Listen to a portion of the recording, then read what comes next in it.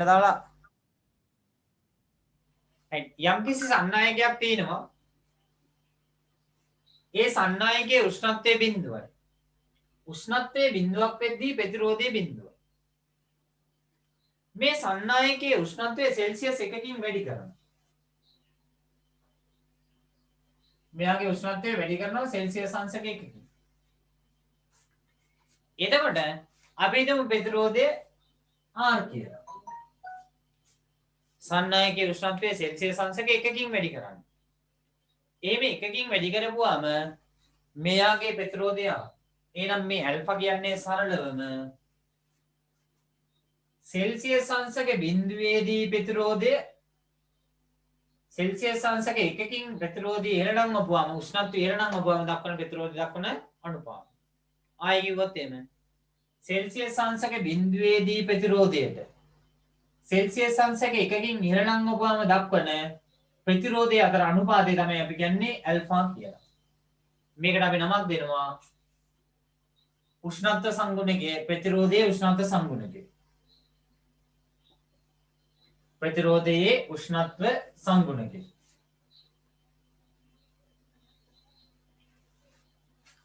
ආයෙ මං කියන්නේ සන්නායකයක් තියෙනවා සෙල්සියස් අංශක බිඳුවේ. සෙල්සියස් අංශක බිඳුවේදී සන්නායකයේ ප්‍රතිරෝධය R බිඳුව. සෙල්සියස් අංශක බිඳුවේදී සන්නායකයේ ප්‍රතිරෝධය R බිඳුව. සෙල්සියස් අංශක 1කින් ප්‍රතිරෝධයේ උෂ්ණත්වය ඉහළ නම් වෙනවා. එතකොට ප්‍රතිරෝධය R.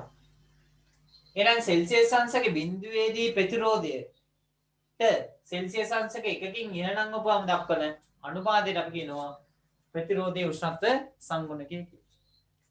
ඔක ඔහොම කිව්වට පොඩි ගණිතමය සංකල්පයක් තියෙනවා ඔප්පු කරගන්න. ඉස්සෙල්ලාම අපි ලියාගමු අවබෝධයෙන් ලියන්න. ප්‍රතිරෝධයේ උෂ්ණත්ව සංගුණකය ඇල්ෆා කියලා දාලා තියෙන්නේ. ලියන්න එහෙම එතන මෙහෙම. සන්නායකයක උෂ්ණත්වය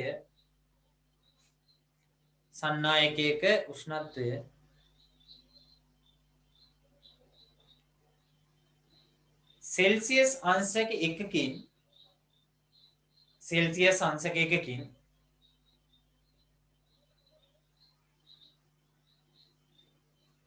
සන්නායකයක උෂ්ණත්වය සෙල්සියස් අංශක 1කින් වැඩි වන විට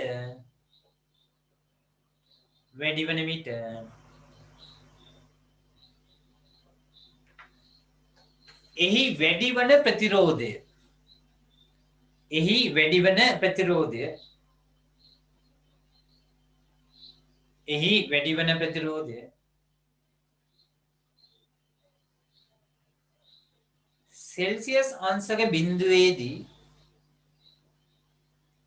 සෙල්සියස් අංශක බිඳුවේදී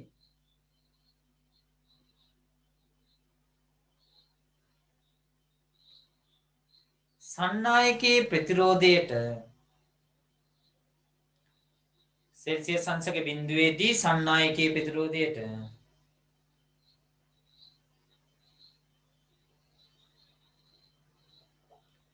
සෙල්සියස් අංශක බිඳුවේදී සන්නායකයේ ප්‍රතිරෝධයට දක්වන අනුපාතය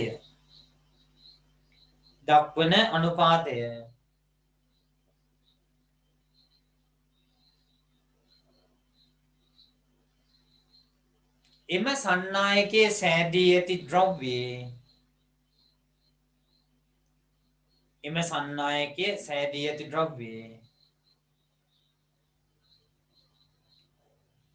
උෂ්ණත්ව සංගුණකයයි.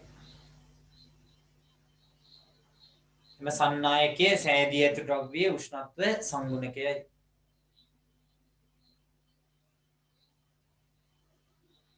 එහෙනම් මෙන්න සෙල්සියස් අංශක බිඳුවේදී ප්‍රතිරෝධය කීයද? R බිඳුව. සෙල්සියස් අංශක 1කින් ඉහළ නම් වුවම ප්‍රතිරෝධය R. එහෙනම් R බෙදීම R බිඳුව කියන්නේ උෂ්ණත්ව සංගුණකය. right. චුට්ටක් මෙන්න මේ රූපසරණ ඔය කියපු තැන පොඩ්ඩක් ඇඳගෙන මේක දාගන්න. මම යටින් ඕක ටිකක් වෙනස් ආකාරයකටයි ඔප්පු කරන්න. මොකද මේක මතක තියෙන්න ඕනේ ඔක්කොම කරන්නේ.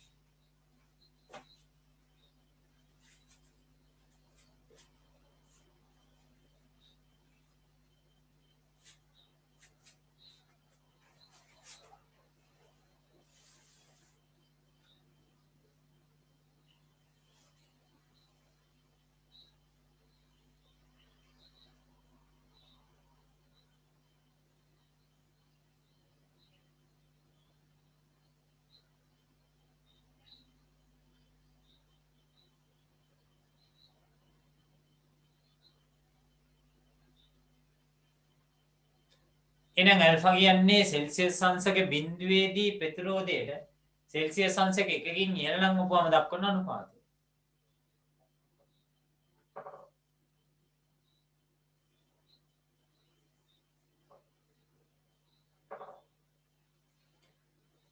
දැන් මම එනවා මෙන්න මේ විදිහට.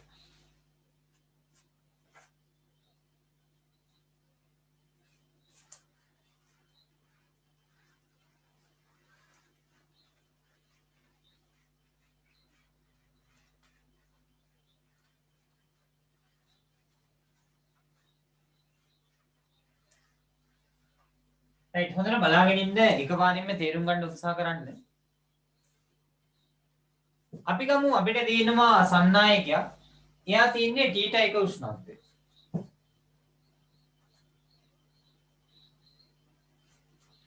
මෙන්න සන්නායකයේ මේක තියන්නේ θ1 උෂ්ණත්වය. එතකොට එයාගේ ප්‍රතිරෝධය මම ගන්නවා R1 කියලා. සන්නායකයක් මේක ඊට පාටියේ කට් වෙනවා ආයෙ එනවා.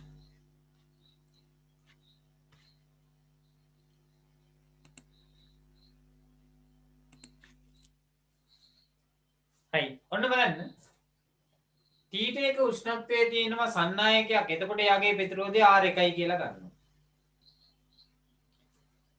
තවත් සන්නායකයක් තියෙනවා. එයා තියෙන්නේ θ2 උෂ්ණත්වය. එහෙනම් θ2 උෂ්ණත්වයේදී එයාගේ ප්‍රතිරෝධය R2 කියලා ගන්නවා. තවත් සන්නායකයක් තියෙනවා. එයා තියෙන්නේ සෙල්සියස් අංශක බිඳුවේ. එතකොට එයාගේ ප්‍රතිරෝධය R බිඳුවයි කියලා ගන්නවා. θ1 උෂ්ණත්වයේදී සන්නායකයක් තියෙනවා. එයාගේ ප්‍රතිරෝධය R1.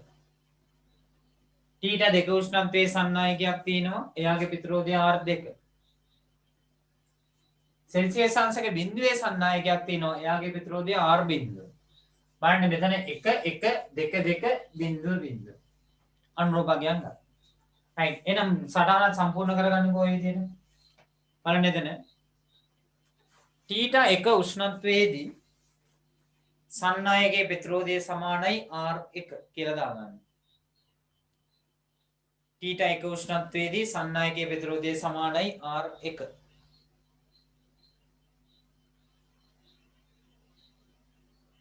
θ2 උෂ්ණත්වයේදී සන්නායකයේ ප්‍රතිරෝධය සමානයි R2.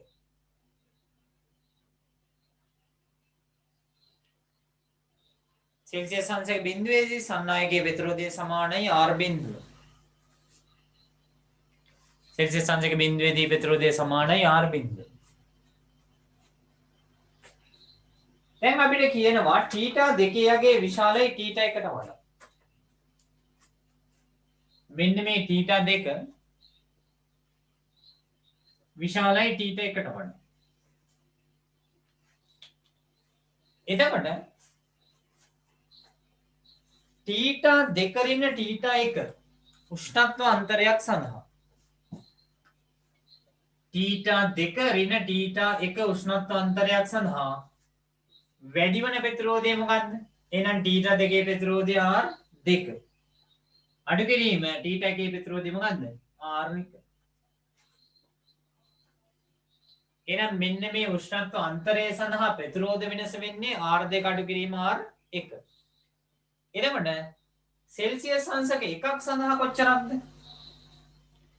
මෙච්චරක් සඳහා මෙච්චරක් නම් මේක එකක් කරන්න මොකද කරන්නේ අපි? මේ පැත්ත මේ සංඛ්‍යාවෙන් බෙදනවනේ. එහෙනම් මෙතන R2 රින R1 බෙදීම මෙන්න මේ සංඛ්‍යාව. θ2 රින θ1.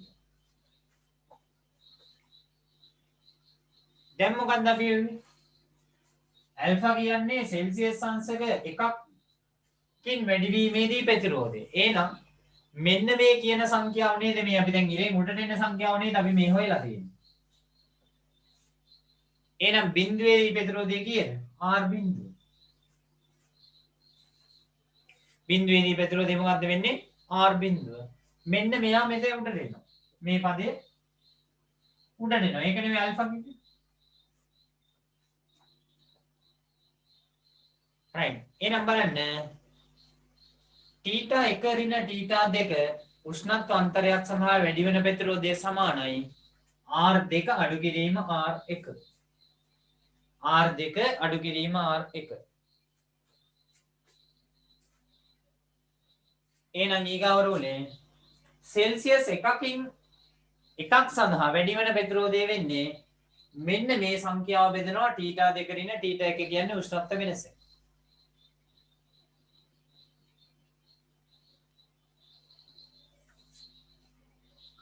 right එහෙනම් මොකක්ද ඇල්ෆා කියන්නේ? ඇල්ෆා සමාන වෙනවා මෙන්න සෙල්සියස් 1ක් සඳහා නැත්නම් මේ උෂ්ණත්ව ඒකක දෙක අතර වෙනස සඳහා වන ප්‍රතිරෝධය R2 ඍණ R1 බෙදීම සෙල්සියස් අංශක බිඳුවේදී ප්‍රතිරෝධය කියන්නේ මොකක්ද? R බිඳුව. මෙතන එනවා චුට්ට එන්න. සෙල්සියස් 1ක් සඳහා ප්‍රතිරෝධය වෙනස කියන්නේ මේ සංඛ්‍යාවනේ මම වැරදිලා මේක ලිව්වේ. R2 ඍණ R1 බෙදීම θ2 ඍණ θ1. මේ දෙන්නේ සෙල්සියස් 1ක් සඳහා වන ප්‍රතිරෝධය. බෙදෙනවා සෙල්සියස් අංශක බිඳුවේදී ප්‍රතිරෝධය R බිඳුව. මේ මොකද්ද මේ අර්ථ දැක්වීම අනුව. එහෙනම් මේකම අපිට ලියන්න පුළුවන් R2 ඍණ R1 මේ සංඛ්‍යාව යටට එනවා. එහෙනම් R බිඳුව වරක් θ2 ඍණ θ1. මේ සමීකරණය මේ ටික යට කරගත්තා. එහෙනම් අපිට ලියා ගන්න පුළුවන් මේ විදිහට. ඇල්ෆා සමානයි මෙයා ලියලා මෙයා ලියා ගන්න ඔය කොටුව ඇතුලේ එන්න. ඔන්න ඇල්ෆා වලට අපි ගත්තා.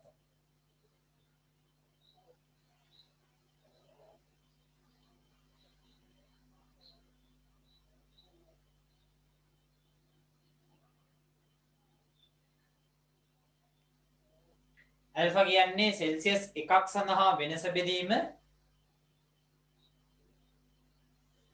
ප්‍රතිරෝධයේ වෙනස බෙදීම බිඳුවේදී ප්‍රතිරෝධය.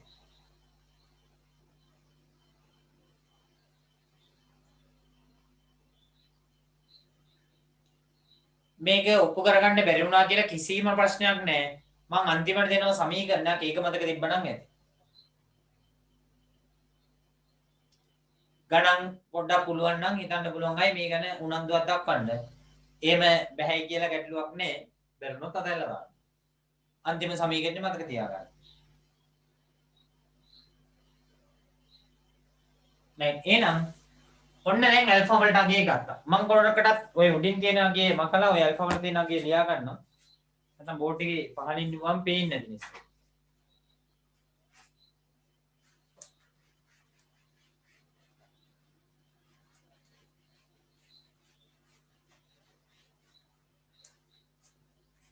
එහෙනම් මොකක්ද ඇල්ෆා වෙන්නේ? ඇල්ෆා සමානයි R2 ඍණ R1 බෙදීම R බිඳුව θ2 ඍණ θ1. ඔන්න ඇල්ෆා වල මේ මෙතෙන් ආපු වගේ මම ලියාගත්තා. right මේ දක්වා මම හිතන්නේ තේරෙන්නේ නැති.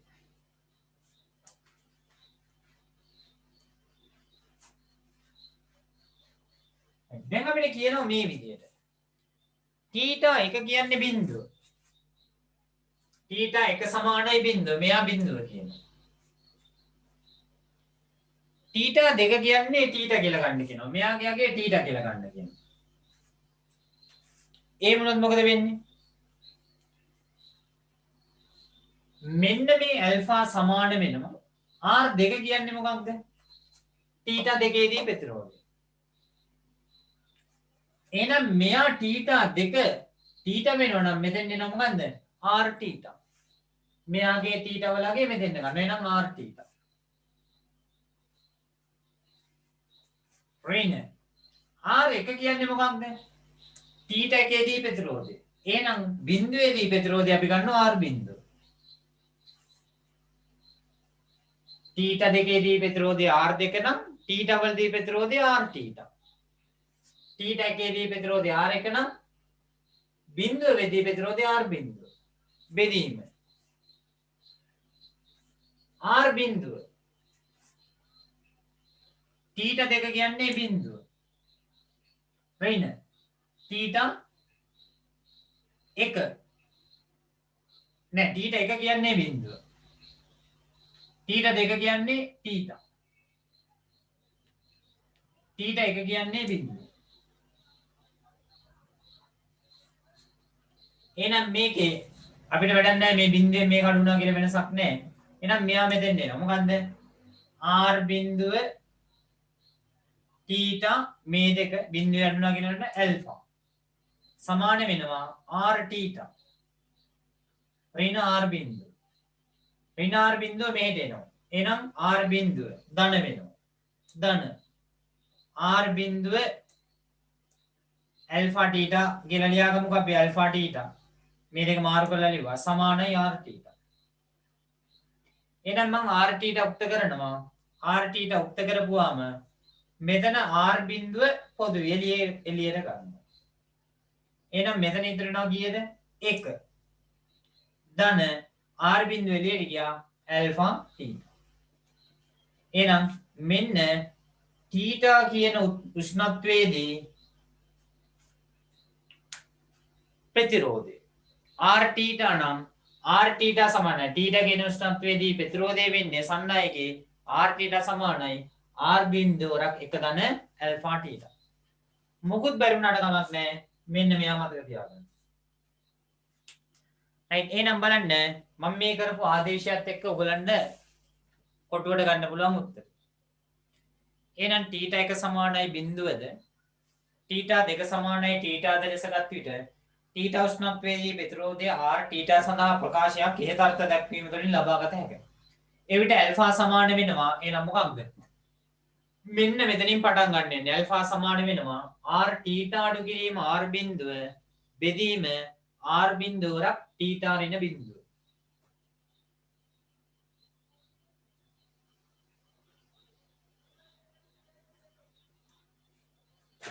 මෙයාගෙන් ඉස්සරහට ඊතලයක් දාලා මේ විදිහට මෙන්න මෙයා ලියා ගන්න මෙතනින්. නැත්නම් ඊටමදි වෙනවා. මෙයයි මෙයා මෙතෙන් ගන්න. ඇල්ෆා සමානයි r θ අඩු කිරීම r බිඳුව බෙදීම r බිඳුව θ ඍණ බිඳුව. ඒක ලේකේ හරස් කුණු දෙයින් වැඩි කරලා ඉස්සරහින් ලියා ගන්න. නැත්නම් ඊටමදි වෙනවා. අවසානයේදී මේ පියවර ඕනේ නැහැ මේක මේ උක්ත කිරීම. අවසානයේදී ලියා ගන්න කොටුවේදී r θ සමානයි r බිඳුවරක් එක ධන ඇල්ෆා θ r θ සමානයි r බිඳුවරක් එක ධන ඇල්ෆා θ මේකෙන් කියවෙන්නේ θ උෂ්ණත්වයේදී ප්‍රතිරෝධය කීයක් වෙනවද r θ උෂ්ණත්වයේදී ප්‍රතිරෝධය r θ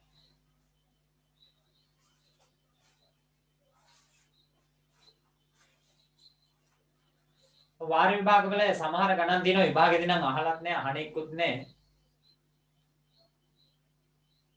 එතකොට ඔන්න ඔය જાතියේ ගණන් තමයි තියෙන්නේ. දැන් ඔක මම සාමාන්‍ය පන්තියේ උගන්වන්න ගියා නම් එහෙම පන්තියේ ඉන්නේ 90%කටම ඕක තේරෙන්නේ නැහැ. එතකොට එළියට ගිහිල්ලා කියනවා මම උගන්වන්නේව තේරෙන්නේ නැහැ කියලා. ඉතින් මාධ්‍යවේදී උගන්වන්න ගිහිල්ලා නිකන් නා ගන්න ඕනේ නැහැ. ඔන්නෝක තමයි කතන්දරේ. ඇයිනම් ඔයගොල්ලන්ට ඕක තේරුණා හෝ නොතේරුණා අන්තිමේදී මතක තියාගන්න සමීකරණය r θ සමානයි r බිඳුව කියන්නේ සෙල්සියස් අංශක බිඳුවේදී ප්‍රතිරෝධය. එක ධන ඇල්ෆා θ. r බිඳුව කියවන්න ලියා ගන්න r බිඳුව කියන්නේ සෙල්සියස් අංශක බිඳුවේදී ප්‍රතිරෝධය. सेल्सियस अंशක බිඳුවේදී ප්‍රතිරෝධය.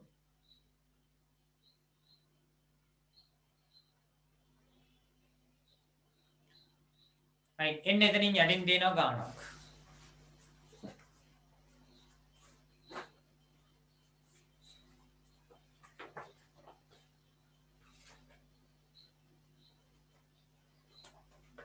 කම්බි කැබැල්ලක් සෙල්සියස් අංශක 20 දී ප්‍රතිරෝධය ඔම් 11යි.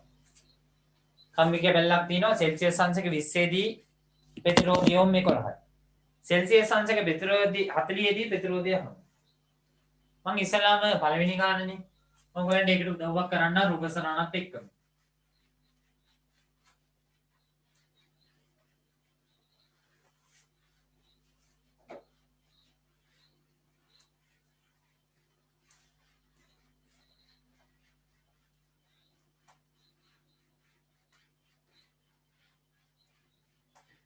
SFT පේපර් එකේ බහුතරයක් අය අනාගන්නේ ෆිසික්ස් කොටසින්.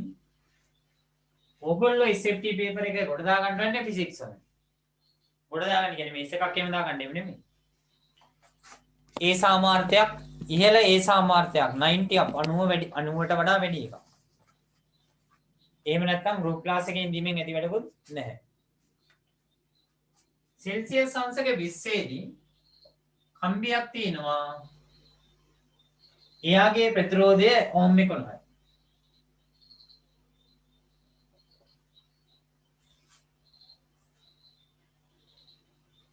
සෙල්සියස් අංශක 40 දක්වා මෙයාගේ උෂ්ණත්වය වැඩි කරොත් එහෙම 40 දී යන්නේ උෂ්ණත්වය වැඩි කරනවා නෙමෙයි 40 දී ප්‍රතිරෝධය යනවා. ඒක අපි ගමු R θ කියලාම ගමු. එවනම් R θ තමයි ගන්න. දැන් ඔන්න මම එදා අර ගාන දුන්නේ ඔයගලන්ට. හොඳට ඒකේ ඇත්තර වෙන්න ඕනේ හින්දා සමීකරණය හෙට මෙහෙට කරකවලා. මොකද මේ ගණන් වලට ආපුවම නැත්තම් අද එකපාරම ආපුවම තේරෙන්නේ නැති වෙනවා. දැන් බලන්න අවස්ථා දෙකට සමීකරණ දෙකක් වෙනවා. මොකද්ද සමීකරණය වෙන්නේ? r θ සමානයි r නෝට් වරක් එක ධන ඇල්ෆා θ. එහෙනම් මේක තමයි සමීකරණ. එහෙනම් මෙන්න පළවෙනි අවස්ථාව මෙන්න දෙවෙනි අවස්ථාව. මෙයාට දැම්මොත් එහෙම r θ කියන්නේ θ උෂ්ණත්වයේදී ප්‍රතිරෝධය. θ කියන්නේ මෙතන කීයද? 20 දී. එහෙනම් 20 දී ප්‍රතිරෝධය කියන්නේ 11. සමානයි. r බිඳුව කියන්නේ බිඳුවේදී ප්‍රතිරෝධය. එක දන්න. ඇල්ෆා දීලා තිබුණා වගේ 0.02යි 393. θ කියන්නේ මෙන්න මේ උෂ්ණත්වය සෙල්සියස් අංශක 20. ඔන්න පළවෙනි අවස්ථාවට ලියුවා සමීකරණ. එහෙනම් දෙවෙනි අවස්ථාව. සෙල්සියස් අංශක 40 දී ප්‍රතිරෝධය ඒක තමයි යහන්නේ අපි ගන්න එක r θ කියලා. එහෙනම් r θ සමානයි. r බිඳුව බිඳුවේදී ප්‍රතිරෝධය වරක් එක දන්න ඇල්ෆා දශම 0.2යි 393. කොයි උෂ්ණත්වයේදීද? 40 දී. එහෙනම් θ වෙන්නේ 40.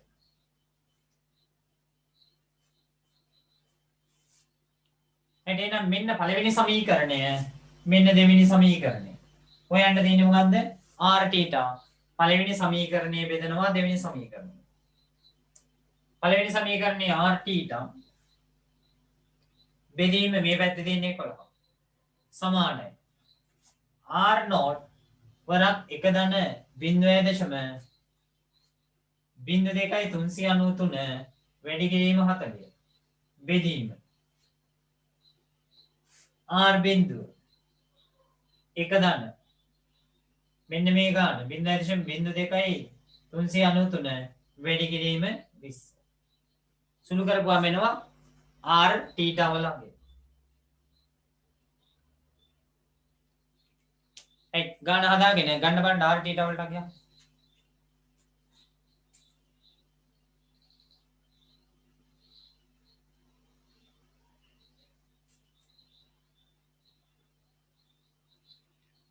ඔයගොල්ලන්ට දැන් ලබන මාසයේ ඉඳලා විභාග ප්‍රශ්න කරන්න පටන් ගන්නවා.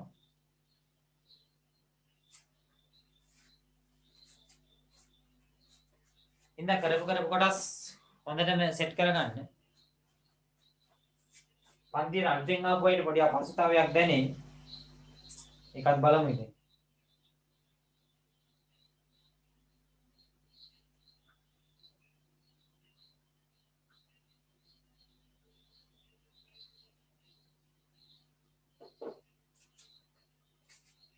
ගන්න බලන්න r θ වලට ගියා.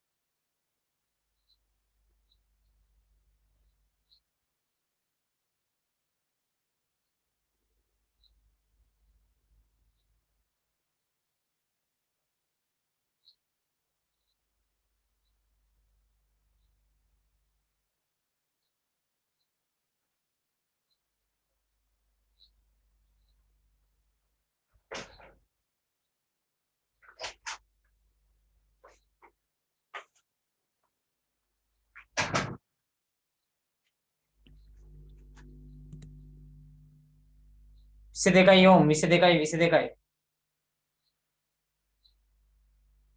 එක බෙදීම දෙකද දෙක බෙදීම එකද කියලා අහනවා. මම මේ ගත්තේ දෙවෙනි එකෙන් බෙදනවා පළවෙනි එක. මොකද RT ට උඩ තියා ගන්න පුළුවන්.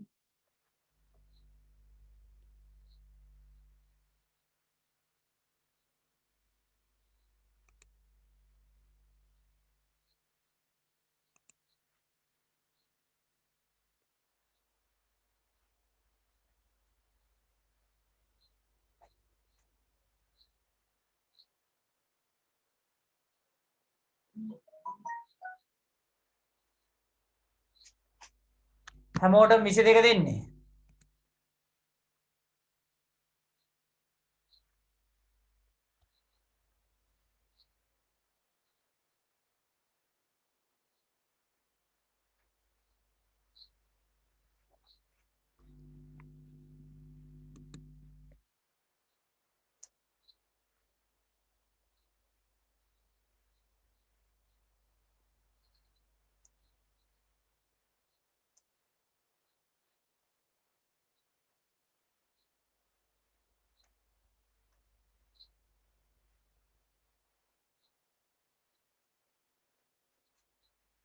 තමයි දැන් මේ 22 කියලා දාලා ඇත්තේ ගණන් වලට ඒකක් එහෙම තියෙන අය.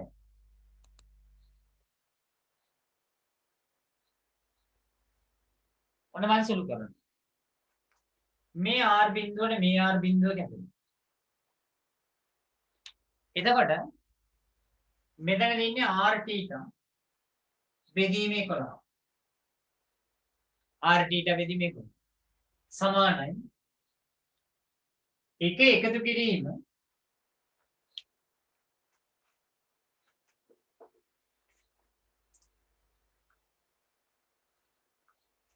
දශම බිංදු 2.393 වැඩි කරනවා 40. බිංදුවේ දශම 1.572.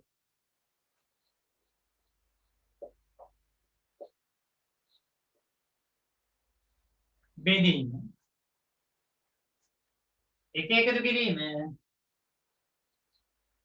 දශම බිංදු 2.393 වැඩි කරනවා 20.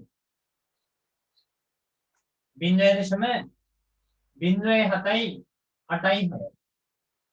එහෙනම් මෙතන r θ බෙදීම 11 සමානයි 1.1.572 බෙදීම 1.0786. එවනම් අපි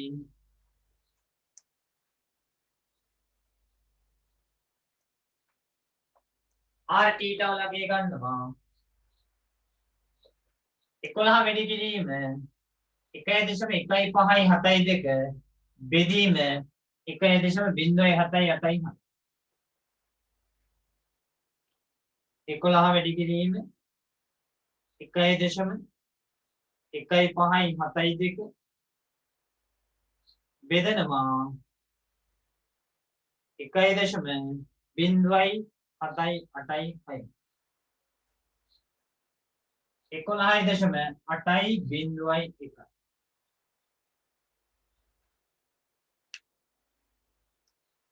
දැන් ගණන් වලට එහෙම ගත්ත අය තමයි ඔය හදලා තියෙන්නේ.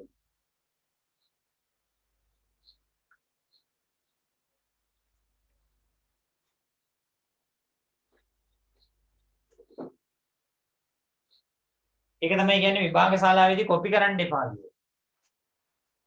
කොපි කරලා එකක් ගත්තාම ඕක තමයි වෙන්නේ. හරි හදන්න දෙවෙනි ගාන.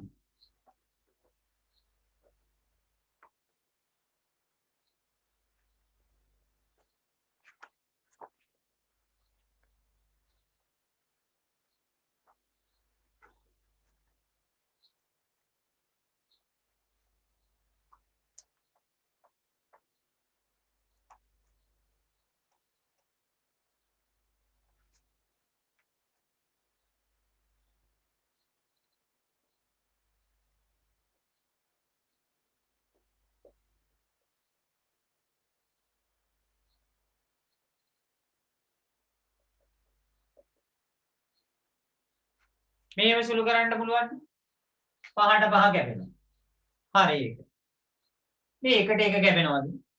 මේ තුනට තුන කැපෙනවද? එහෙම වෙන්නේ නැහැ. මොකද මේ තියෙන්නේ ධන ලකුණු. එහෙම කපන්න බෑ. ආයේ ගණන් O level වලට මේ සැරේ දාලා ලියන්න. තාම කල් තියෙනවා.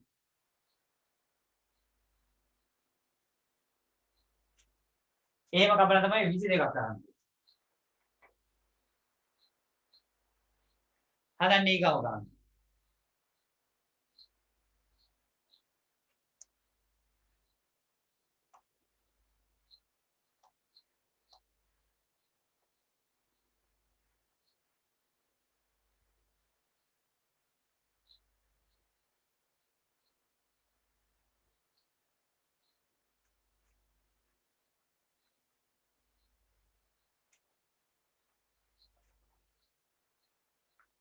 තඹකම්බියක් 10 දී 5 ඕම් ප්‍රතිරෝධයක් දක්වනවා.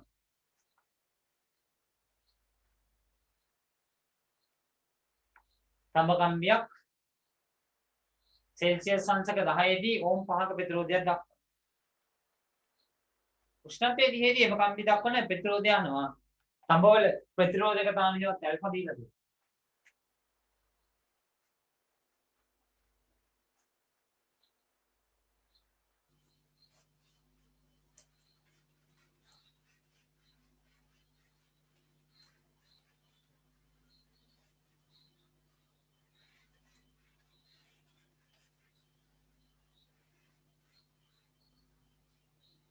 අපිට අද බෙහෙත් විත්තා. සයිනෝෆාම්. අත නෙමෙයි රිදෙන්නේ කකුල් රිදෙන්නේ. කකුලටත් නෙමෙයි විද්‍ය අතට විත්ති.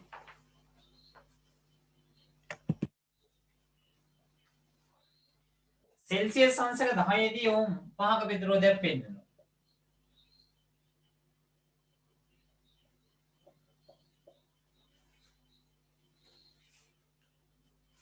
දිනෙදි දාලා දෙනවා 4.619ක් කියලා.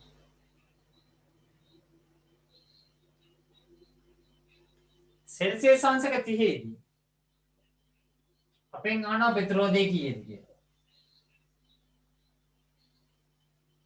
අපි ගමු මේක RT ට කියලා.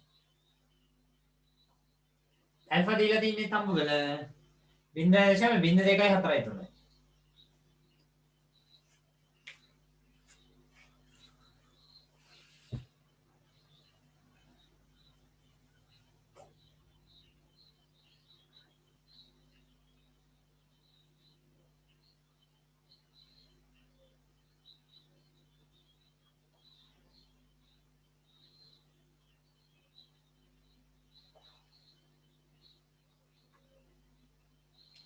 පහයි දශම 4.1යි හංසමාලිගේ උත්තරේ.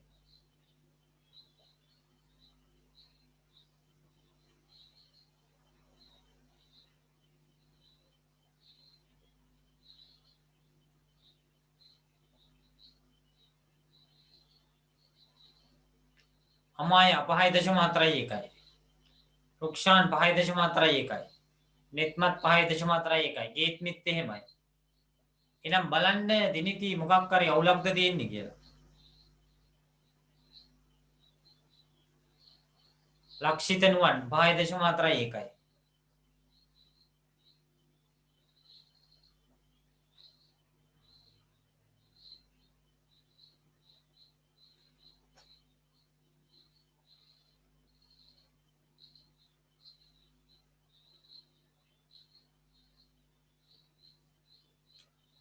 මොකද්ද සමීකරණය? r θ සමානයි r නෝට් වරක් 1 ධන ඇල්ෆා. r θ සමානයි r නෝට් වරක් 1 ධන ඇල්ෆා θ. මම එකපාරින්ම මෙයාට ලියනවා. r θ සමානයි බිඳුවේදී ප්‍රතිරෝධය r බිඳුව 1 ධන ඇල්ෆා 0.0243යි. θ වලගේ කීයද? 30යි. බෙදීම මෙයාට ලියනවා 5යි ප්‍රතිරෝධය r බිඳුව බිඳුවේදී ප්‍රතිරෝධය 1 ධන ඇල්ෆා 0.0243 θ වලගේ කීයද? 10යි.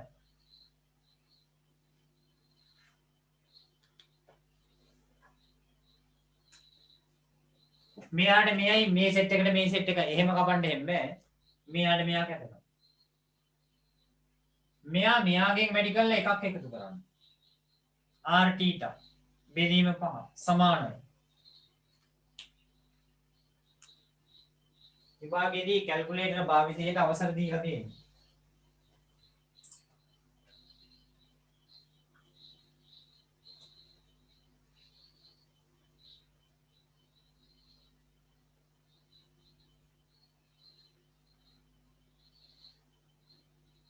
එකයි දශම එකයි දෙකයි 9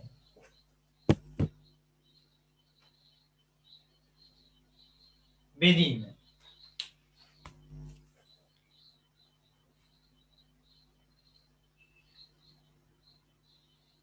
එක එක ගණන් එනවනේ එක එක කෙනාට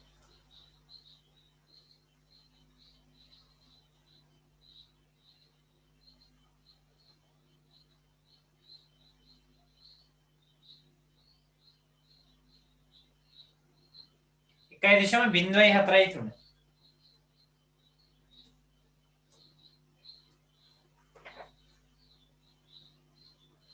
එන r θ සමාන වෙන්නේ 5 වැඩි කිරීම 1.129 බෙදීම 1.043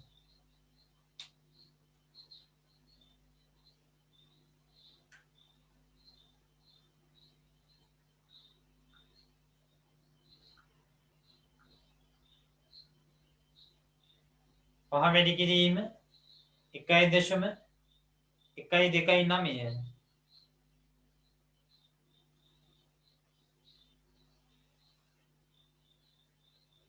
බෙදන්න ඕනේ 1.043යි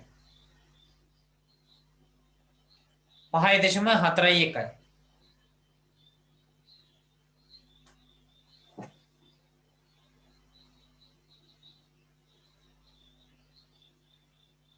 ओम 5.41 බලන්න චරිත් ඕෂධි කොහරි තැනක වැරදිලා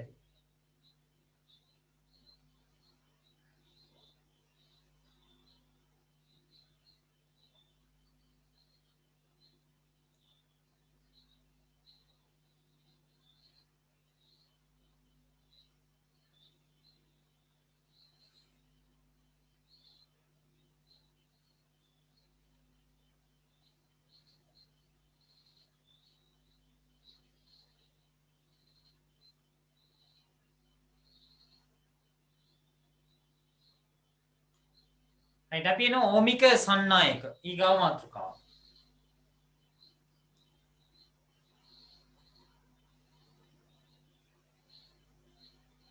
ඕමික සන්නායක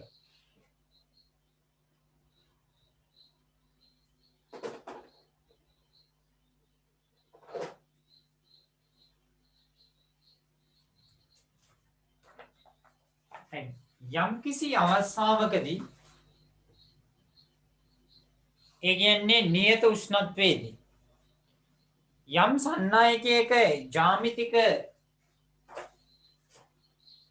මිනුම් නියතව තියෙනකොට ඒ කියන්නේ දිග පළල ආදිය වෙනස් වෙන්නේ නැතුව තියෙන්නේ.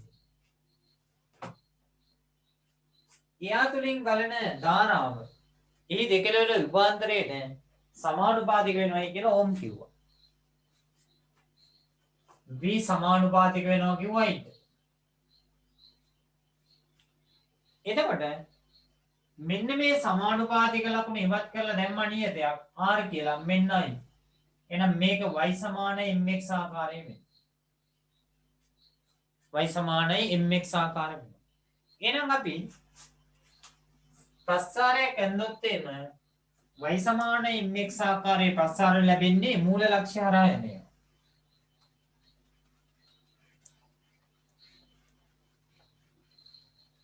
y සමාන mx ආකාරයේ ප්‍රස්ථාරය ලැබෙන්නේ මූල ලක්ෂ්‍ය හරහා යන්නේ.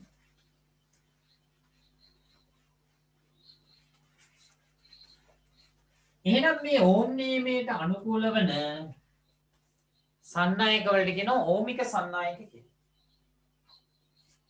එහෙනම් මෙන්න V අපි මේකට කියන්නේ VI ලාක්ෂණිකය කියලා.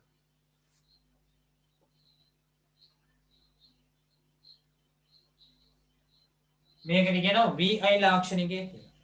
ඔන්න බලන්න මෙතන v y v x අක්ෂයේ i. එහෙනම් y සමාන mx නම් මෙන්න මූල ලක්ෂ්‍ය හරහා යන ප්‍රස්තාවය. බලන්න යම් සන්නායකයක් සඳහා අඳිනු ලබන iv ලාක්ෂණික නැත්නම් vi ලාක්ෂණිකය මූල ලක්ෂ්‍ය හරහා යන සරල රේඛාවක් නම් එය ඕමික සන්නායකයක් වේ. එහෙනම් මේ ප්‍රස්ථාරයේ අනුක්‍රමණය කියන්නේ මොකක්ද? මෙන්න මේ θ. මොන θද? tan θ. අනුක්‍රමණය කියන්නේ tan θ. මේ කෝණේ θ. එහෙනම් මෙන්න මේ අනුක්‍රමණීය tan θ සමාන වෙනව මොකටද? r. විද්‍යුත් ප්‍රතිරෝධය. මේ අනුක්‍රමණය කියන්නේ tan θ. ඒක සමාන වෙන විද්‍යුත් ප්‍රතිරෝධය. හරි සම්පූර්ණ කරගන්න ප්‍රොෆෙසර් අහන්න.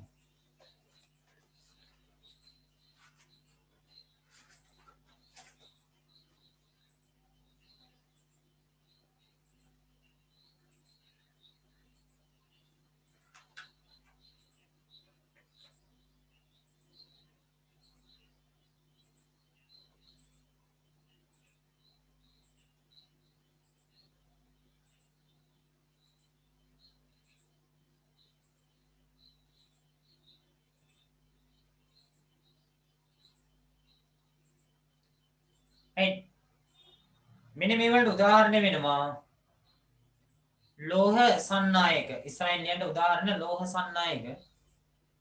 ඕමික සන්නායක වෙනවා. ඊළඟට ඔයගොල්ලන්ට මතක ඇති O level පන්තියේදී කොපර් සල්ෆේට් ද්‍රාවණයක් අරගෙන ඒකට කොපර් ඉලෙක්ට්‍රෝඩ දෙකක් යොදනවා. බාහිරින් පරිපථයකට සම්බන්ධ කරනවා. අන්න ඒකත් ඕමික සන්නායකයක් විදිහට හැසිරෙනවා. එන ලියන්න. දෙවෙනි උදාහරණය කොපර් ඉලෙක්ට්‍රෝඩ යෙදූ කොපර් ඉලෙක්ට්‍රෝඩ යෙදූ කොපර් සල්ෆේට් ද්‍රාවණයක්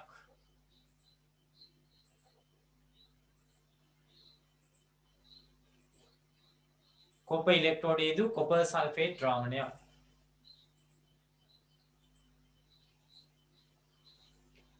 ඊළඟට එනවා අපි සුපිරි සන්නායක.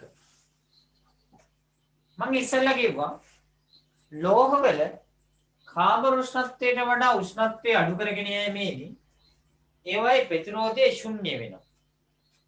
ඒ කියන්නේ විදුලිය ගමන් කිරීම සඳහා කිසිම බාධාවක් නැහැ.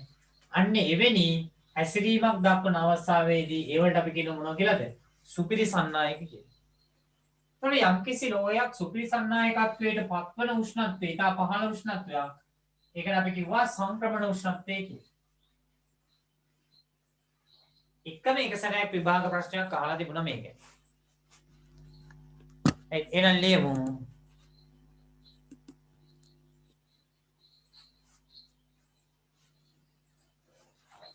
සුපිරි සන්නායක. ලියන්නේ මේ විදිහට. කාමර උෂ්ණත්වයට වඩා කාමර උෂ්ණත්වයට වඩා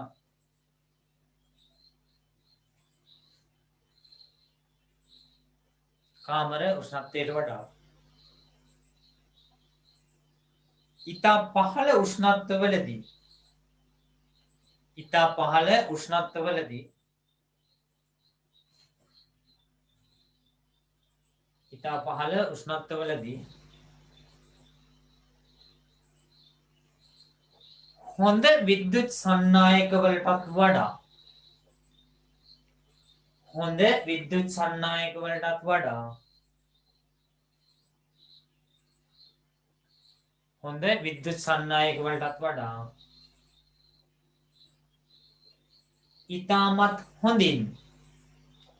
ඉතාමත් හොඳින්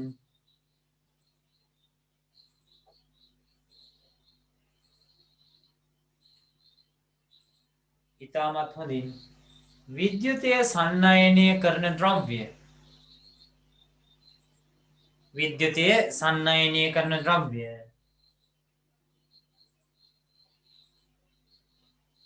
සුපිරි සන්නායක වේ. සුපිරි සන්නායක වේ.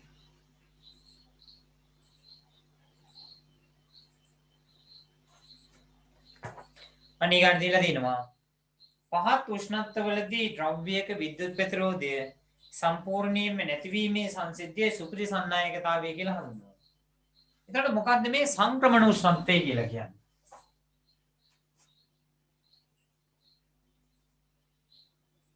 සංක්‍රමණ උෂ්ණත්වය.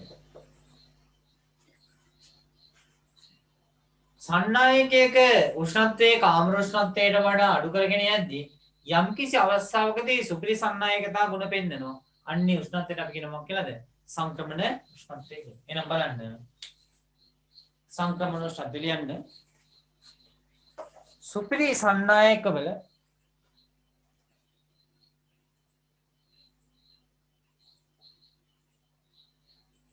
ප්‍රතිරෝධය ශුන්‍ය වන උෂ්ණත්වය.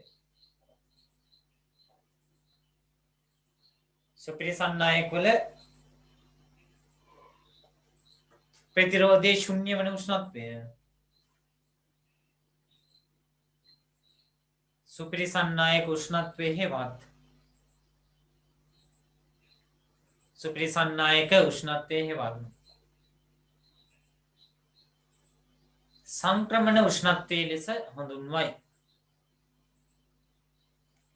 සුපිරි සන්නායක උෂ්ණත්වය හෙවත් සංක්‍රමණ උෂ්ණත්වය ලෙස හඳුන්වයි.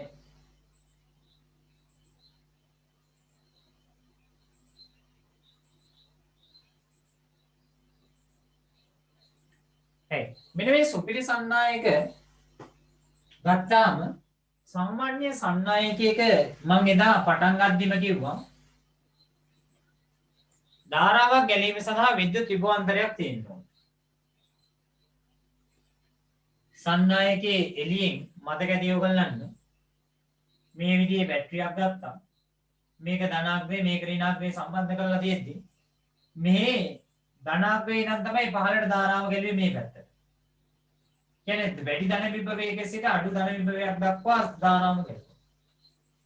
එනේ විභවාන්තරයක් තියෙනවා. ඔන්න මෙයාගේ ඉලෙක්ට්‍රෝන ගැලුවේ අනිත් පැත්තට කියලා ඔයගොල්ලන්ට මතක ඇති. එදා නෙමෙයි ඊයේ කරේ ඊයේ. දැන් මේ සන්නායකයේ ධාරාව ගලන්න මේ දිශාවට විභව වෙනසක් තියෙනවා. ඒකදී ඇති වෙනවා ප්‍රතිරෝධයක්. හැබැයි උපරි සන්නායක වල මෙන්න මේ සඳහා ප්‍රතිරෝධයක් ඇති වෙන්නේ නැහැ. එහෙනම් පළවෙනි ගුණාංගය ලියන්න සුපිරි සන්නායක වල ගුණ පළවෙනි එක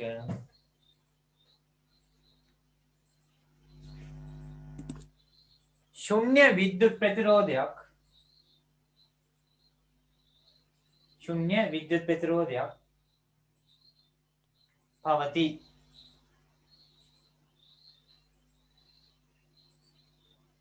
ශුන්‍ය විද්‍යුත් ප්‍රතිරෝධයක් පවතී.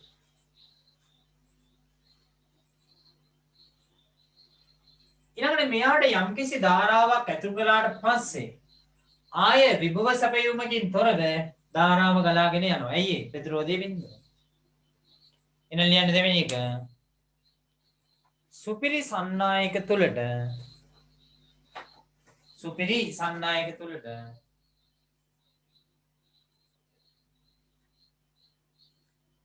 ධාරාවක් ඇතුළු කළ විට සුපිරි සන්නායක වලට ධාරාවක් ඇතුළු කළ විට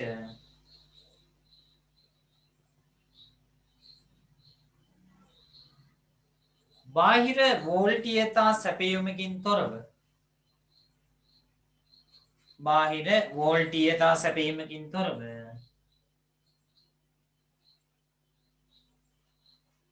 බාහිර වෝල්ටීයතා සැපයීමකින් තොරව ධාරාව අඛණ්ඩව ගලයි. ධාරාව අඛණ්ඩව ගලයි.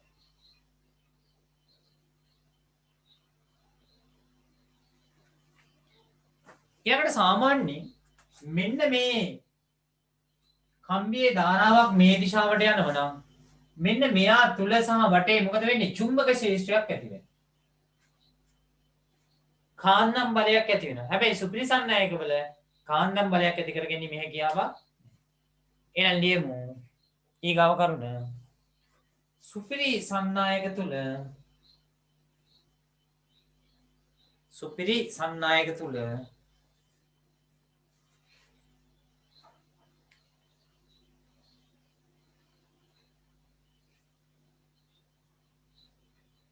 චුම්බක ශේෂ්ත්‍ර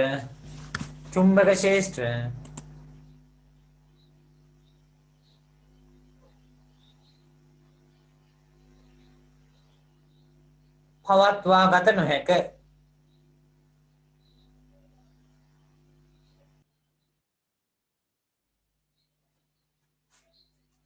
මේක මොනවා හරි වෙලා කට් වෙනවා එනවා. සුපිරි සන්නායක තුල චුම්බක ශේෂ්ත්‍ර පවත්වා ගත නොහැක. එතකොට මේ සුපිරි සන්නායක ගුණය රඳා පවතිනවා උෂ්ණත්වය මෙන්න මේ ස්පටිකවල රසායනික සංයුතිය මත රඳා පවතිනවා. එහෙනම් ලියාගන්න ඊගාව කරන්න. සුපිරි සන්නායකවල සංක්‍රමණ උෂ්ණත්වය. සුපිරි සන්නායකවල සංක්‍රමණ උෂ්ණත්වය.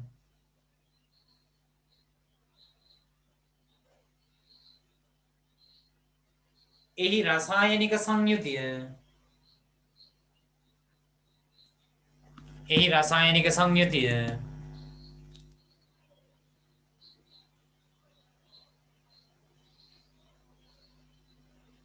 ස්පටිකයේ ස්වභාවය මත රඳා පවතී.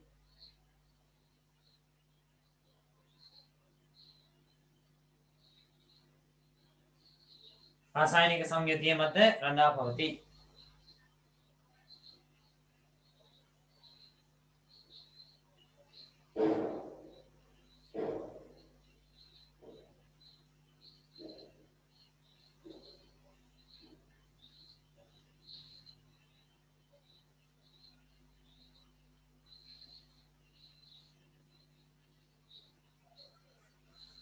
ඊළඟට මේ දක්වා විභාගයේදී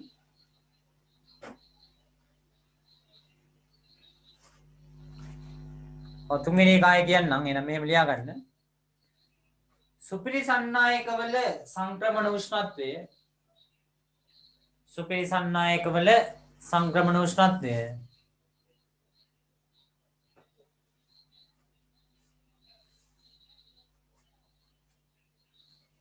එහි රසායනික සංයුතිය සහ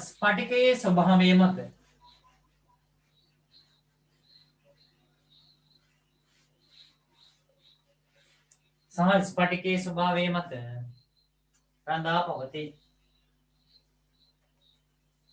ස්වභාවය මත රඳා පවතී.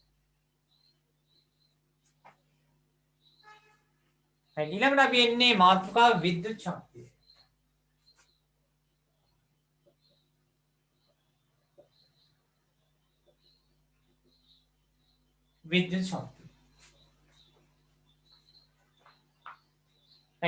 සාමාන්‍යයෙන් අපි ගත්තොත් එහෙම පරිපථයක් මේ දින්නේ බැටරියක් මේ මොකක් හරි බල්බ් එකක් කියලා දන්නවද?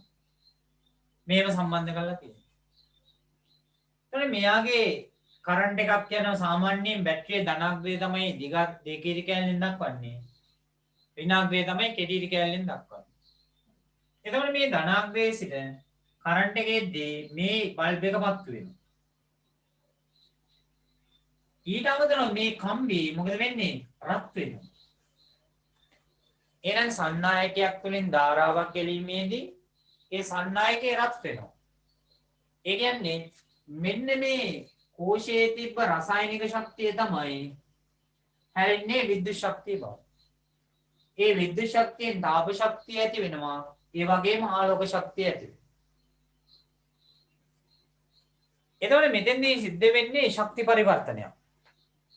මෙතෙන්දී සිද්ධ වෙන්නේ මොකද්ද? ශක්ති පරිවර්තනයක්. බලන්න. පරිපථයක් තුළින් විද්‍යුත් ධාරාවක් සංසරණය වීමේදී එම පරිපථයේ පුරා නොකඩවා තාව ශක්තිය ජනනය වේ. එසේම වෙනත් ශක්තියින්ද ජනනය වේ. එහෙනම් දැන් අපි කතා කරන්න ලෑස්ති වෙන්නේ මෙන්න මේ විද්‍යුත් ශක්තියෙන් ඇතිවන තාපන ඵලය පිළිබඳව. ඒ කියන්නේ තාප ශක්තිය පිළිබඳ. සරලම උදාහරණයක් අපි හීටරයක් අරන් වතුර රත් කරද්දි මොකද කරන්නේ? විද්‍යුත් ශක්තිය පත් කරනව මොනව බවටද? තාප ශක්තිය බව. විද්‍යුත් ශක්තිය පත් කරනවා තාප ශක්තිය බව. right. අපි ගත්තොත් එහෙම ලෝහ සන්නායකයක්. ඒ ලෝහ සන්නායකේ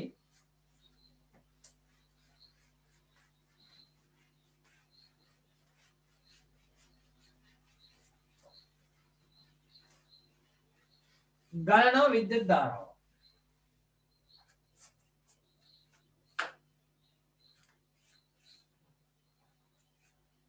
මෙන්න හිතන්නකො ලෝහ සන්නායකේ මෙහා තුලින් විද්‍යුත් ධාරාවක් ගන්න. එතකොට මේකෙන් තාප ශක්තිය නිපද වෙනවා.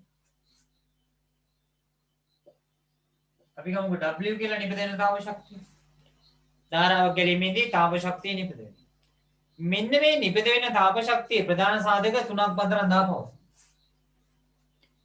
මේ නිපද වෙන තාප ශක්තිය නිපදීමේ ශීඝ්‍රතාවය ප්‍රධාන සාධක තුනක් මත රඳා පවතී. විද්‍යුත් ශක්තියේ තාපය බවට පරිවර්තනය වීම පහත සාධක මත රඳා පවතී. පළවෙනි එක තමයි කාලය මත රඳා පවතිනවා. හීටරයක් පොඩි වෙලාවක් දාලා දිනනවද ගොඩක් වෙලා දාලා දිනනවද? අයන් එකක් පොඩි වෙලාවක් දාලා දිනනවද ගොඩක් වෙලා දාලා දිනනවද? එහෙනම් පළවෙනි එක තමයි කාලය. Simple T. ඊළඟට මෙයා රඳා පවතිනවා ප්‍රතිරෝධය මත. මේ සන්නායකයේ ප්‍රතිරෝධය. Capital R. ඊළඟට මෙයා රඳා පවතිනවා ධාරාවේ වර්ගය මත.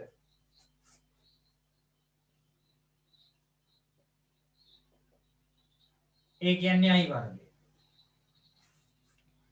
එතකොට මේ තුන් දෙනාම මතම රඳා පවතිනවා මෙන්න නිපද වෙන තාප ශක්තිය W සමානුපාතික වෙනවා T ට. W සමානුපාතික වෙනවා R ට. W සමානුපාතික වෙනවා මොනවාද? I වර්ගයට. සමානුපාතික නියතය සමානුපාතික ලකුණ අයින් කළා නියතයක් දාලා නියතයක එකක් කරපුවම W සමාන වෙනවා I වර්ගය R T. මෙන්න මේ තුන් දෙනා සම්බන්ධ කරපුවා. මෙතනින් එනවා සමීකරණය W සමානයි I වර්ගය RT. ධාරා විද්‍යුතේ තාපන ඵලය පිළිබඳ ඕනෑම ආකාරයේ ගණනක් හදන්න ගන්න පුළුවන් සමීකරණ. හරි එහෙනම් බලන්න විද්‍යුත් ශක්තිය තාපය බවට පරිවර්තනය වීම පහත සාධක මත රඳා පවතී. පළවෙනි එක කාලය සිම්පල් T.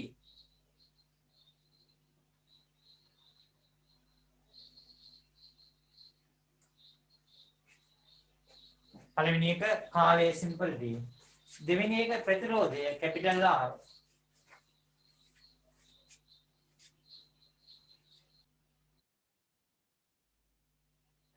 ආපහු කට් වුණා.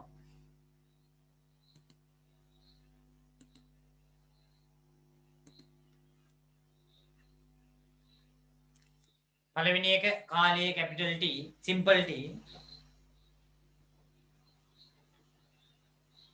දෙවෙනි එක ප්‍රතිරෝධය කැපිටල් R.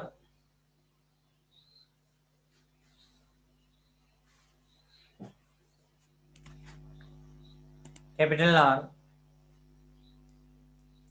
ඊළඟට ධාරා වර්ගයේ I වර්ගය. ක්ලාස් පටන් ගන්න ඉස්කෝලේ පටන්ගෙන මාසයක් විතර යයි. මටත් මේක දැන් තිත්ත වෙලා තමයි තියෙන්නේ. මේක එපා වෙන වැඩක්. හැබැයි මම දැක්කා ජනාධිපති ලේකම් අද මාධ්‍ය නිවේදනයක් දීලා තිබුණා. සියලුම රාජ්‍ය සේවකයන් දැන් සම්දැන් සේවයට වාර්තා කරන්න කියලා. සැලකිය යුතු ප්‍රමාණයකට එන්නත් දීලා තියෙන්නේ කියලා. අපිටත් අද තමයි පළවෙනි මාත්‍රාව හම්බුනේ. මම මේ වැඩිපුර ඉඳගෙන ඉන්නේ ධනිත් එක රිදෙනවා. අතට ඉන්ජෙක්ෂන් ගැව්වේ. හැබැයි කකුල් දෙකයි රිදෙන්නේ. මේ එහෙනම් ඉස්කෝලේ පටන් ගියේ එහෙම උනොත් පටන් ගත්තොත් පන්තිය කරගෙන යන්න පුළුවන්. මොනවා නමුත් ඕගොල්ලන්ගේ පන්තිය දෙකමාරේ නම් 6 වෙනකල් පන්තිය යනවා. ඒක තමයි ඊගාවට එපා වෙන්නේ. එහෙම කියලා බෑ අපි වැඩිපුර වැඩ ප්‍රමාණයක් කරන්න ඕන. right එහෙනම් අපිට ගන්න පුළුවන් තාපයේ බවට පත්වන විද්‍යුත් ශක්ති ප්‍රමාණය W නම් බලන්නේ නම් මේ අනුව තාපයේ බවට පත්වන විද්‍යුත් ශක්ති ප්‍රමාණය එතන ලියා ගන්න W නම්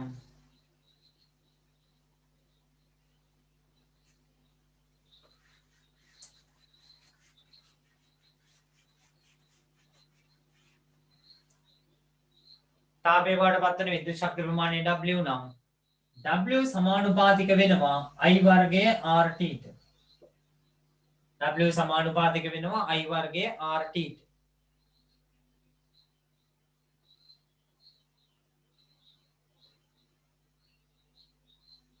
එහෙනම් මේකම අපිට ගන්න පුළුවන් W සමානයි I වර්ගය RT. W සමානයි I වර්ගය RT.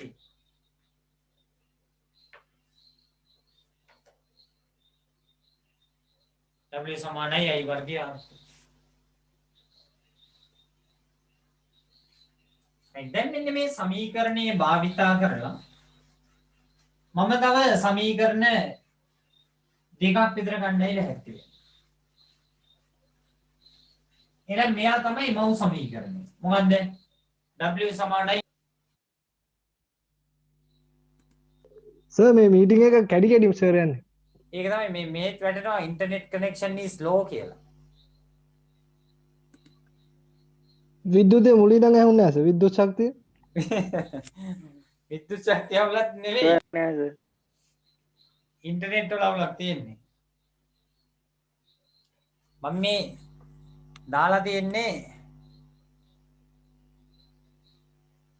බලමු ඩයලොග් එකටද SLT ෆයිබර් කනෙක්ෂන් එකකින් යන්නේ. ඒ දැන්ට කී පාරක් කට් වුණාද? 4-5 සැරයක්ම කට් වුණා.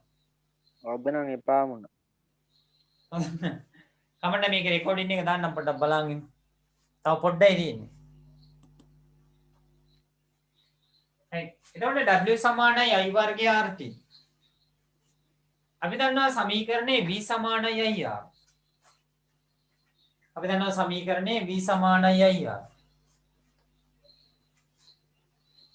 එතකොට මෙන්න මෙතන I තියෙනවනේ. I මෙයාගෙන් යුක්ත කරනවා. එහෙනම් I යුක්ත කරොත් මොකද වෙන්නේ? V බෙදීම R. I කියන්නේ V බෙදීම R. එහෙනම් මේ W සමානයි I වර්ගයේ RT කියන එකට මෙන්න මේ I වෙනුවට තියෙන පදේ ආදේශ කරනවා. මෙතෙන්. එහෙනම් W සමානයි I කියන්නේ මොකක්ද? V බෙදීම R. හැබැයි යාගේ වර්ගයක් තියෙනවා. මෙන්න R මෙන්න T.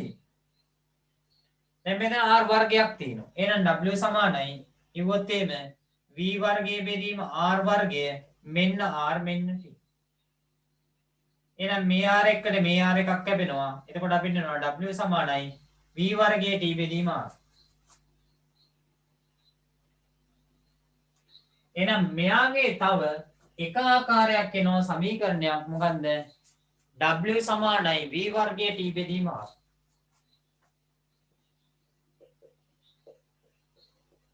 ඔන්න එක ආකාරයක් ආවා. W සමානයි V වර්ගයේ T බෙදීම R. මං එනවා ඊගාව ආකාරයට. අහබව V සමානයි IR නේ. දැන් මේකෙන් R උක්ත කරොත් මොකද වෙන්නේ? R කියන්නේ V බෙදීමයි. R කියන්නේ V බෙදීමයි. දැන් ආයෙ දන්නවනේ අපි W සමානයි I වර්ගයේ RT.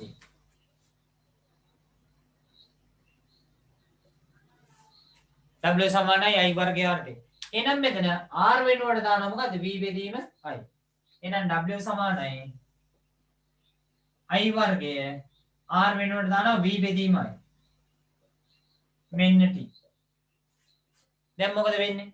මේ I එක්ක මේ එකක් කැපිලා යනවා. එහෙනම් W සමානයි VIT. V මෙන්න I මෙන්න T. එහෙනම් තව සමීකරණයක් එනවා. W සමානයි VI. මෙන්න මේවා තමයි ශක්ති සමීකරණය කියලා කියන්නේ. තාපයේ උත්සර්ජනය වෙන තාප උත්සර්ජනය වෙන ශක්තිය. මේවයින්ම ගන්නවා අපි ජව සමීකරණ කියලා જાතියක්. ඒක විද්‍යුත් ක්ෂමතාවයේ අපි තම යාන්ත්‍රික ශක්තිය පාඩමේ ක්ෂමතාවයේ කොටසට ආවේ නැහැනේ. අන්නේ කොටසත් එක්ක ගොඩාක් වෙලාට මේ සැලසුරාද අපිට කරගන්න පුළුවන් ඔය එකෙන් කොටසක්. right එහෙනම් බලන්න හත් වෙනි පිටුවේ අග දීලා දිනවා v සමානයි r. r කියන්නේ v බෙදීමයි. මෙන්න මෙතෙන්. එහෙනම් r සමානයි v බෙදීමයි. මෙතනින් පටන්ගෙන vit දක්වා ලියා ගන්න. මෙන්න මේ කොටස.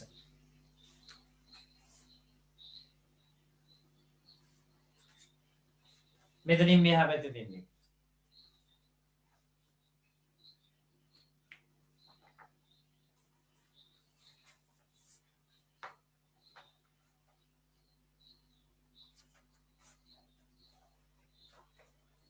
පොතන සොවට ලියා ගන්න. මේ මෙතන දැන් එහා පැත්තේ පිටුවේ දෙන්නේ 8 වෙනි පිටුවේ උඩම හිස් රූල් තුනක් දාලා තියෙන්නේ.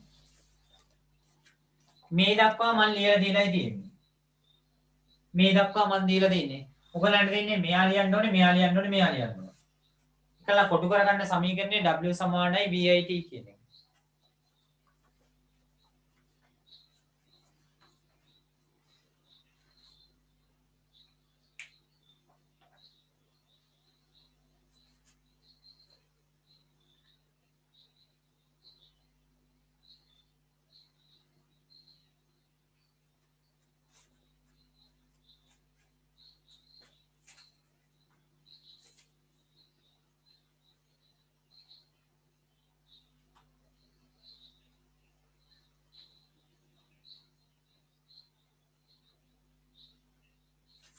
ඊළඟට දෙනවා v සමානයි ir කියලා.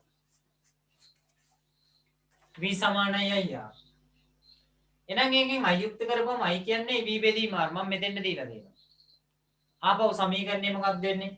w සමානයි i වර්ගය rt. එහෙනම් w සමානයි i වෙනුවට දානවා v බෙදීම r යාගේ වර්ගය rt. මෙන්න මේ සමීකරණය එනවා. මම මෙහෙන් ලියන්නම් ඒක පොඩ්ඩක්. එහෙනම් w සමානයි v වර්ගය t බෙදීම r. w සමානයි v වර්ගය t බෙදීම r.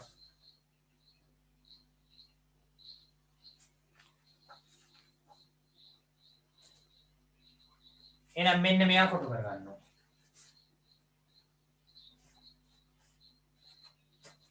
w සමානයි මෙතන v වර්ගය තියෙන්නේ.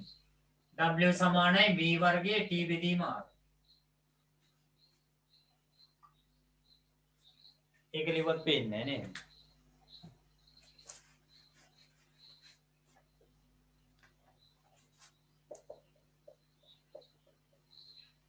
w සමානයි v වර්ගය t බෙදීම r.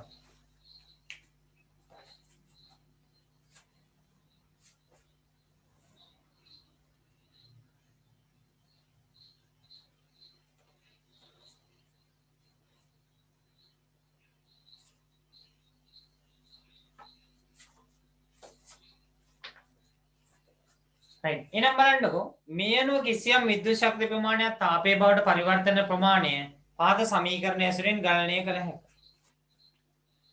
එහෙනම් මේ සමීකරණ තුනම මම එකපාරට ලියනවා.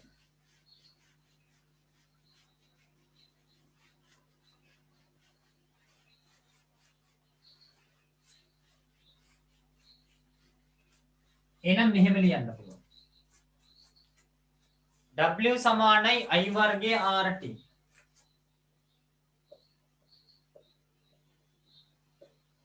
ඒකම සමාන වෙනවා v වර්ගය t බෙදීම rt. ඒකම සමාන වෙනවා vit ට.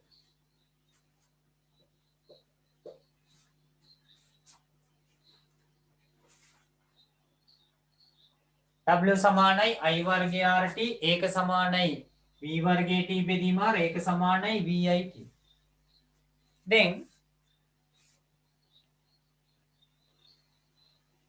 මෙන්න මේ w බෙදීම t කියන්නේ ඔන්න ඒක දැන් උගන්වන්නේ ක්ෂමතාවය. w බෙදීම t කියන්නේ ක්ෂමතාවය. එතකොට ක්ෂමතාවය අපි දක්වන්නේ p කියලා. කාර්ය කිරීමේ ශීඝ්‍රතාවය තමයි ක්ෂමතාවය කියන්නේ. p කියන්නේ w බෙදීම t. කාර්ය බෙදීම කාර්ය. එහෙනම් බලන්නකො මෙතනින් t එනවා මෙතෙන්. එතකොට w බෙදීම t කියන්නේ මෙතෙන් එනවා p. සමානයි i වර්ගයේ r ඉතිරි වෙනවා. මේ t මෙතෙන් එනවා. ඒක w බෙදීම t කියන්නේ p. p සමානයි i වර්ගයේ r. සමාන වෙනවා. මේ t මෙතෙන් එනවා. එතකොට w බෙදීම t කියන්නේ p. මෙතන ඉතිරි වෙන්නේ v වර්ගයේ බෙදීම r. සමාන වෙනවා. මේ t මෙතෙන් එනවා. w බෙදීම t කියන්නේ p සමානයි v i.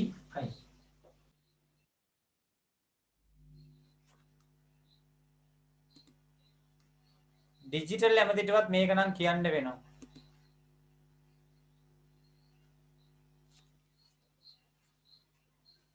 එහෙමනම් මෙන්න මෙතන w සමානයි i වර්ගයේ rt එකෙන් t මෙතෙන් එනකොට w බෙදීම t කියන්නේ p සමාන වෙනවා i වර්ගයේ r. v වර්ගයේ t බෙදීම r කියන එකෙන් t මෙතෙන් එනකොට w බෙදීම t කියන්නේ p සමාන වෙනකොට v වර්ගයේ බෙදීම r ඉතිරි වෙනවා. මේ t මෙතෙන් එනකොට w බෙදීම t කියන්නේ p සමානයි v යි. මෙන්න මේ වලට කියනවා අපි ශක්ති සමීකරණ කියලා. ශක්ති සමීකරණ. මෙන්න මේ සමීකරණ සෙට් එකට කියනවා ජව සමීකරණ කියලා. ජව සමීකරණ. ශක්ති සමීකරණ සහ ජව සමීකරණ. right ඔය ටික ලියා ගන්න. ඔය කොටුව ඇතුලේ ඉඩමදි නම් කොටුවෙන් එළියට පනින්න හරි කමන්නේ ලියා ගන්න. ආය කටුනා.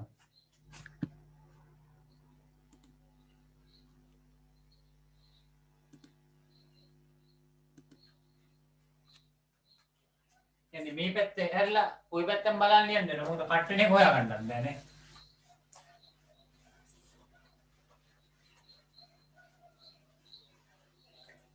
මෙන්න දිනවා ශක්ති සමීකරණ, මෙන්න දිනවා ජව සමීකරණ.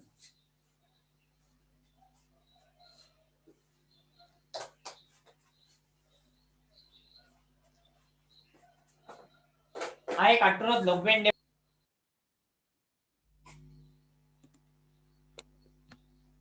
මේ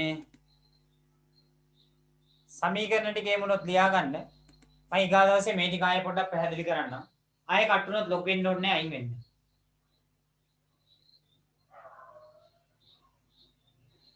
රෙකෝඩින් දාන්න කියලා කියනවා මේ මැසේජ් දානවා මේ රෙකෝඩ් දාන්න තියා. මොකුත් කරගන්න බෑ මේ එක දිගටම කට් වෙනවා. දැන් ඉස්සලා දාපු රෙකෝඩින් උත් අප්ලෝඩ් වෙනවා කියලා වැටලා තියෙනවා මොකුත් වෙන්නේ නැහැ.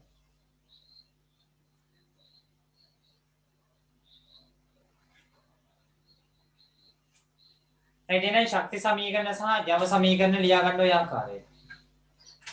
මේ කොටස මම ආයේ ලබන සතියේ කියලා දෙන්නම්. මොකද අද ක්ලාස් එක AM බිලින් මේ චක බ්ලාස් වුණා.